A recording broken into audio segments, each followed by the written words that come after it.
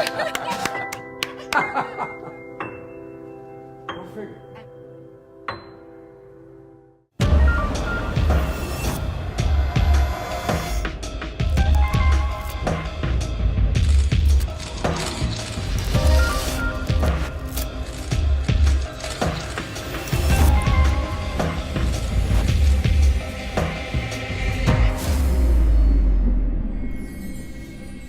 Chills on you.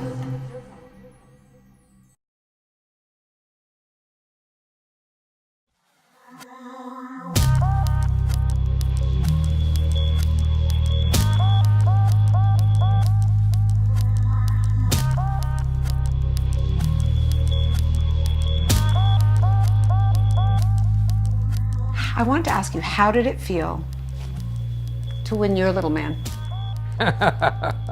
1986, Yes. around midnight. It was a shock.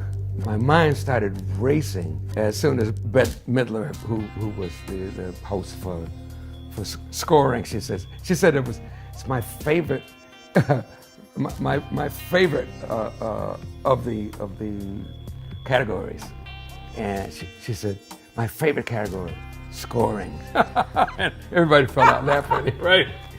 And then she announced the names, and then when she said, the winner is Herbie Hancock for Around Midnight, I froze immediately. Like this couldn't be happening, right? Then I thought, I gotta get up. In my speech, I didn't mention my wife's name. So immediately, I grabbed my wife and I gave her a kiss. I figured that'll cover that. And then I had to walk past Jerry Goldsmith and his wife. And he was my favorite composer, really, film composer. He was also in that same category. And that was a little strange for me. But anyway, then I thought, oh, I'm gonna stumble. Oh, I'm gonna drop it. And it's heavy, right? At the time, the Grammys were much lighter. Now the Grammys are heavier. In my speech, I spoke about the people whose shoulders that I stand upon, and the people who died for this music called jazz, because it was a jazz score, and it's very seldom that a jazz score gets an Oscar. Mention names like Duke Ellington and Charlie Parker, Miles Davis, and various others. Who inspired you? I remember certain specific films that touched me, and the score touched me, and I'm sure it's the combination of the how the film kind of moved my heart. Yes. Connected with the score, and the film The Miracle Worker that starred Patty Duke when she was very young. A film about Helen Keller and her life. That was such an incredibly moving movie that brought me to tears at a time in my life when nothing brought me to tears. I'd hardly ever cried. I cry a lot more these days. Other people also really inspired me. Jerry Goldsmith was an absolute favorite of mine.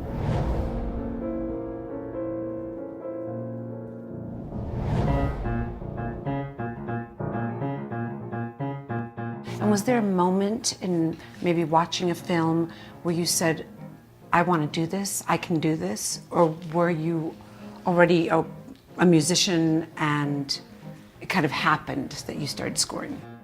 It kind of happens. Actually, the first score I did was to a film called Blow Up. Uh-huh. Michelangelo Antonioni. Antonioni. Italian. Exactly. And I was not even thinking about a personal relationship between me and film scores at the time. I was still a sideman with Miles Davis's band. And now, how would Michelangelo Antonioni know me? I found out later, he was a huge jazz fan. Huge jazz fan. I mean, really into it. I mean, his favorite musician was a very avant-garde musician that was, unknown by the general public and by many of the existing jazz fans. In movies, music was the foundation for words to come. And frequently in movies, the music that has given life to the films has also given life to Oscar winners. From Henry Mancini to the great Frank Sinatra. And still today, music helps create the feelings, the unexpected, the dramatic, and the end. We're here in your house, in your headquarters, the Grammy Museum, with Bob Santelli, the director of the Grammy Museum.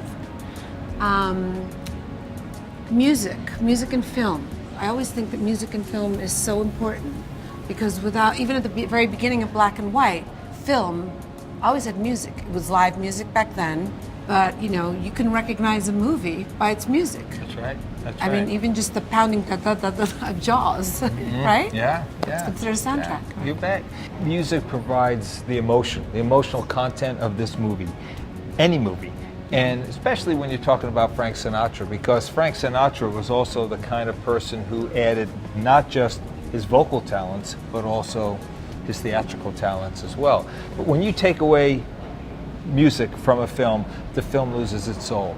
Okay, you gotta have great music. That's why some great films suffer if they don't have great music. And some films that not necessarily that great, but have great music, they're elevated by it. And it's a funny thing to watch, but when the two come together, it's Oscar time.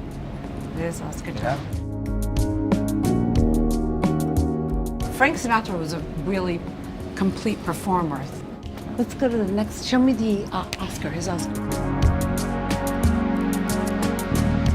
There was a film called The House I Live In, okay? Right after World War II, Frank Sinatra came out and said, you know what, we fought this war, and in America, we need to make sure that racial and religious tolerance is something that we hold very, very dear. And he makes this film at a time when nobody was making these kinds of films, called The House I Live In. And it's a story about racial and religious tolerance. Because of his work for that, he wins his very first Oscar right here.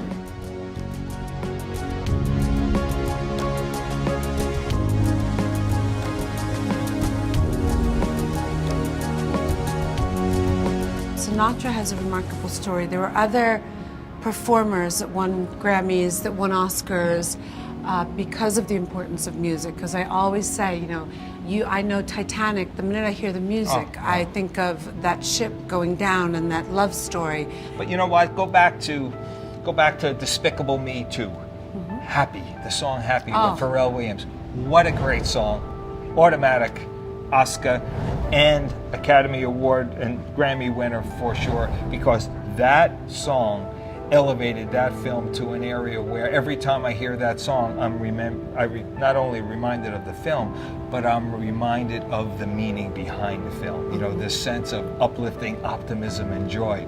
Go back to Adele, one of the greatest singers of our time today, with a brand new album that's totally amazing. Look what she does with Skyfall, okay, the great James Bond movie. She writes that song, she sings that song, and that song gives that film its additional emotional power. So you can track this all the way back in time, as you said before, right to the very early days when they were silent films, but somebody with a piano providing that emotional content. We leave the Grammy Museum and return to Herbie Hancock to ask him an opinion on his nomination and on another famed international composer. You were nominated in '86 for Around Midnight. Ennio Morricone was nominated as well that year. Right. Ennio Morricone is nominated again this year, by the way. Oh yeah, right. Very interesting. How he could be, it almost seems like he's been overlooked for so many years. Because he's been nominated, I don't know how many times. Perhaps this year he'll get it. But he's such a sweet person. I got to meet him a few times. He's such a sweet human being and such a great artist. I mean, he doesn't do film scores to get awards. It's great to get awards, but the real reward is, how do you feel when it's all put together and they play it back and the director is happy and you're happy that you made it work? That's the real reward. And today, do you compose on sheet? Do you work on a computer? Because today is very different from the black and white era, right? Yeah, we yeah, have right. all this technology and everything. I'm an early adopter of the idea of the marriage of technology and music. But because I was an engineering major when I was in college for my first 2 years. Oh my gosh, I had no idea. Yeah. I mean, I've been into science since I was a kid, because I've always been curious about things. I like the idea of seeing how things work. That's what I like to do. So I take things apart and try to see, how does that work?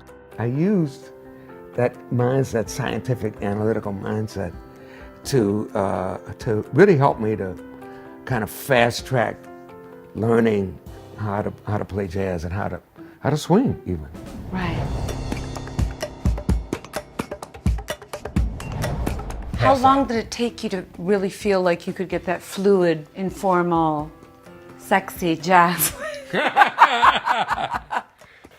I'm still working on it.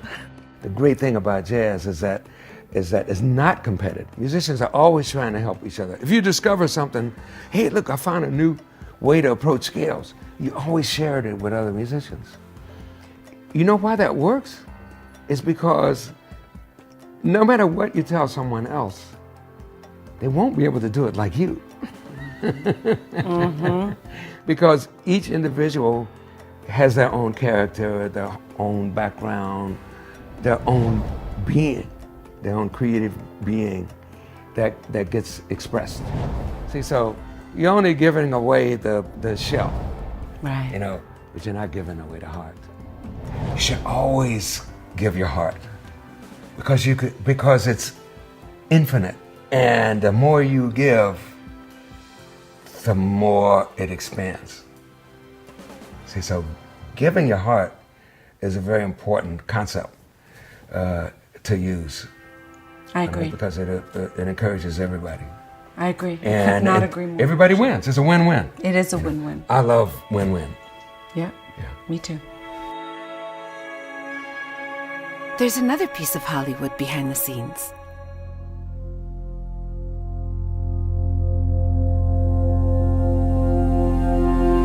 The everyday life of where the entertainers, as well as the public, are seen. In the next episode, we're going to give you a taste of that in Joe's Hollywood.